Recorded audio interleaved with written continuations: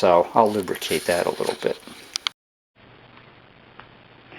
Okay, I am now going to adjust the idle voltages on the unit. If you are not well versed in electronics, if you do not know how to use the tools properly, if you're not well versed in working around electrical appliances, etc., electricity in general, do not proceed, because this will involve having the top of the unit off and plugged in and powered up. Also, if you haven't replaced any components in there and the unit hasn't been tampered with, there's absolutely no reason that I see for you to make this adjustment. But being that I've replaced several capacitors, resistors, etc., that's going to throw my idle voltages off. And so I have no choice. So this is for information purposes. Proceed at your own risk. I have no responsibility for any actions you take that could harm yourself or your equipment. Mandatory items that you're going to need, if you don't have any of these, you don't proceed. Number one is a multimeter that will read in millivolts. DC millivolts is what the settings you're going to want. Print up the page of the instructions so that you have it on hand, so you're sure to be reading the right spot. It has a diagram with which resistors you have to read across the two terminals of the resistor. You're going to need alligator clips to hook onto those resistors so you're not poking around in there with your probes. Number one is you'll never get it adjusted. It is too sensitive when you're turning those little trim pots. The movement that I was making to adjust it was imperceptible. As far as I was concerned, that trim pot was not moving, and I will show you in the video what it's like when you just move it one little nudge, how far off it goes. So you will never get it adjusted right using just probes. Plus, you're poking around in live electronics with probes. You short to another terminal, it could be all over for your receiver, could also be all over for you. So don't take the chances. And last but not least, and don't skip this, you want to use a plastic screwdriver. If you don't have one, pick up one at Harbor Freight or Amazon or wherever.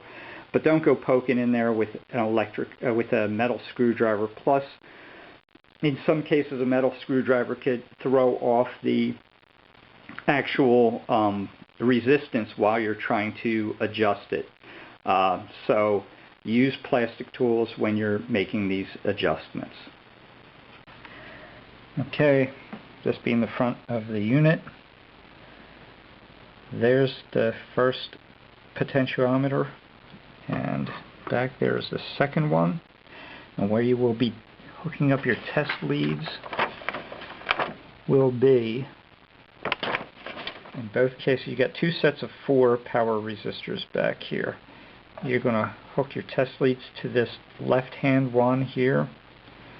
Your red lead goes on that side, and in the back you're going to put it on the right hand resistor. In both cases it's the rearward set of power resistors in the set of 4, just that this one's on the right side and this one's the left side.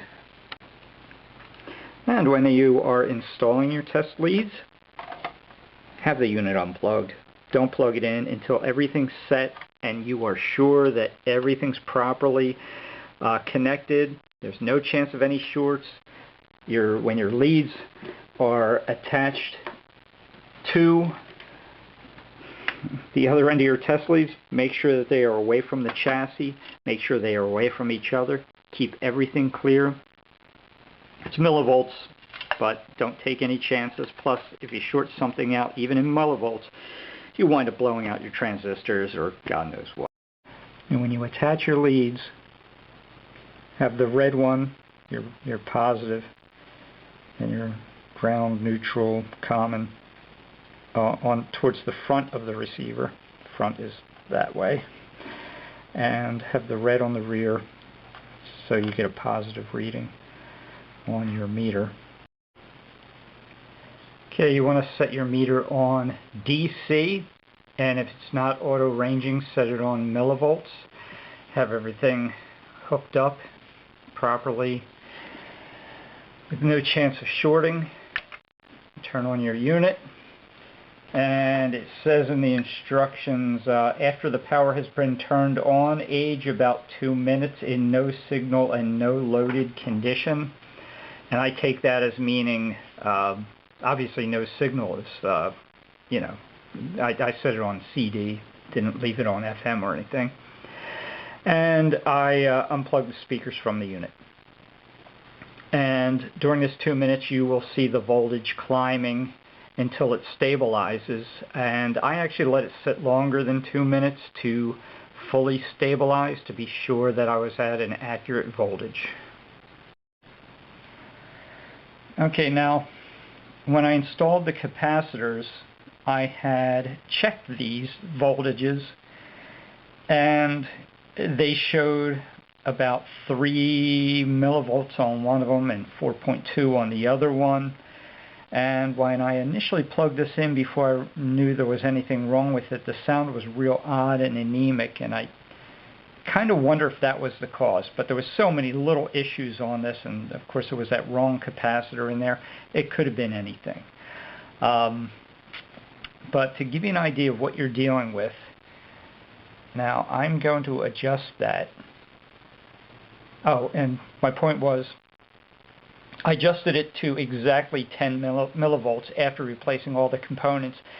And powering it up now, I expected the voltage to be off above 10 millivolts after capacitors burn in, etc. But it actually came up lower.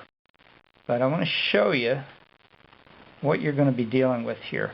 Now, I am going to move this maybe 1 degree, just barely, it just barely moved. Literally, barely moved, maybe not even 1 degree. And you see how much that voltage has jumped up. That's what you're going to be dealing with as far as trying to get this adjusted. Now I am just, I can't even perceive that this thing is moving. I'm just like putting slight pressure onto the potentiometer. And I'll let it stabilize a little bit. The other one I already adjusted. I brought that up to 9. I settled for 9.5 instead of 10. So, and it could be that this doesn't have to be that accurate. I mean, when there's signal going through it, I am just putting a little twisting pressure on this plastic screwdriver and just barely putting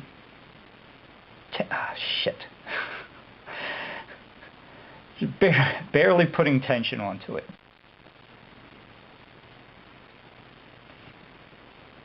All right, just a little bit more.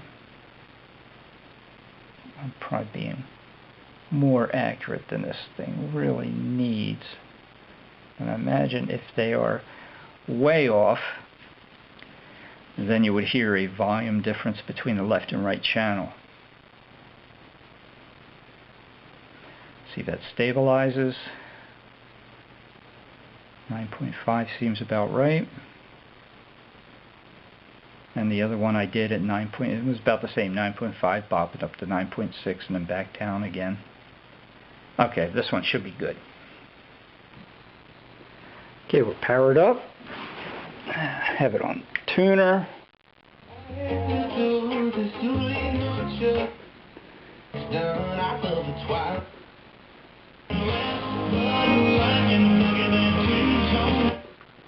Racial strife. I get lousy reception down here. Let's move on to a CD. And let's see here. Go with Boston. That it gives you the best drum sounds.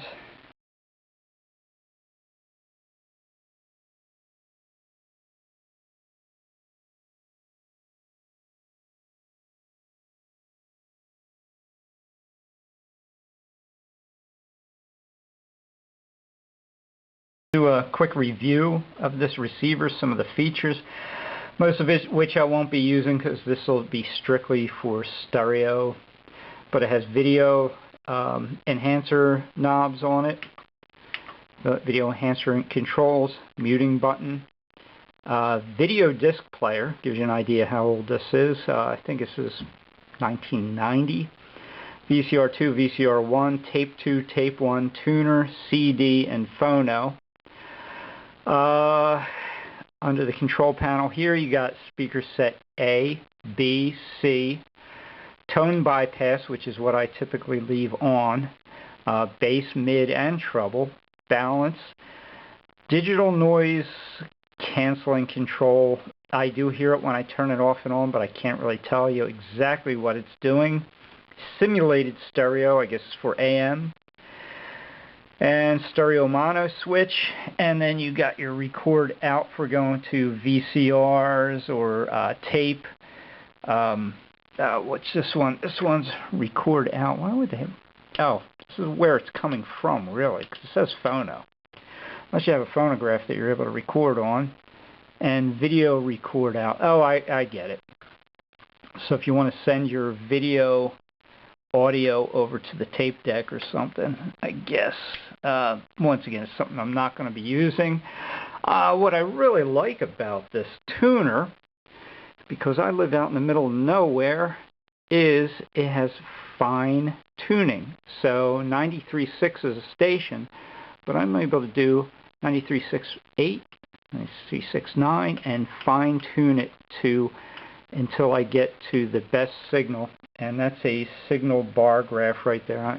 Too much reflection, you may not be able to see it lighting up, but that shows your signal there. Of course, it has memory mode. There's 2 sets of memories for each button. IF mode and AM/FM, tuning mode, manual or automatic.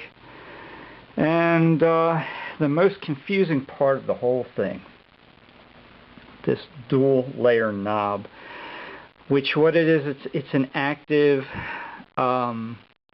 loudness control.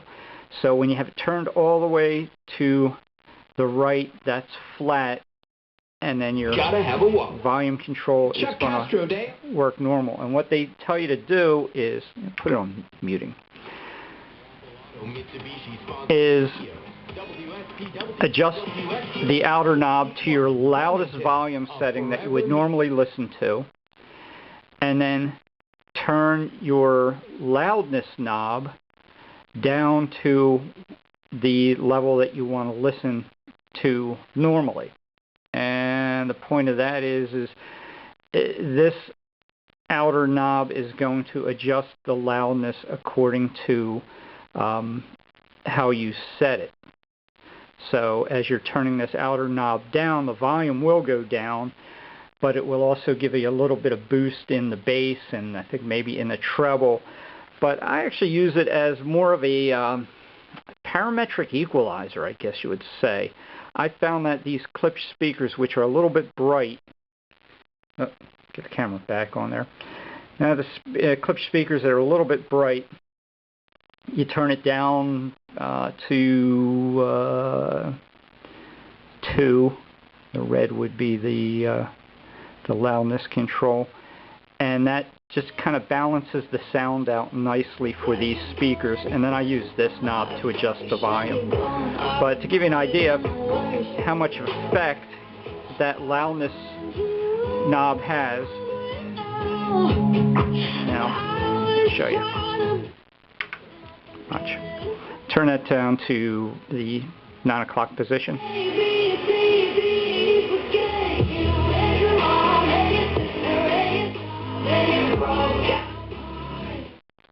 So really, I find that feature to be a little bit confusing, but yeah, like I said, I adjust the loudness knob to the tone that I like, and then I just use the volume control from there, and that seems to work out really nicely. Okay, well, that's it for this video. This receiver looks like a keeper. It's actually going to be the one I'm going to be using for a while until I upgrade to a new unit. But in the meantime, I'm going to be very happy with this. The sound out of it is really fantastic. I look forward to hooking it up to those speakers, and at that point, I'll probably do a review for you guys of those speakers too. If you enjoyed this video, please like, share, and above all, subscribe, and I will talk to you